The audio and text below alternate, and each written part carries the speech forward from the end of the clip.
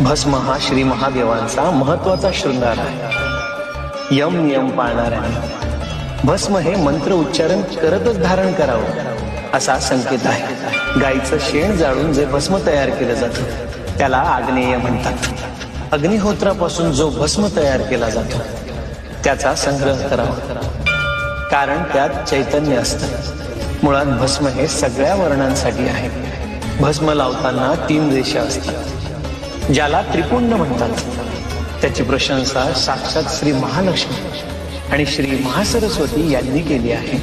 या त्रिपुंडात 9 देवता आहेत आणि त्रिपुंड हे 16 स्थानावर लावा जिथे 16 देवता आहेत. कपाळावर भस्म धारण करताना ओम नमः शिवाय असं म्हणत लावा, ज्याने तुमचं निश्चित कल्याण होईल.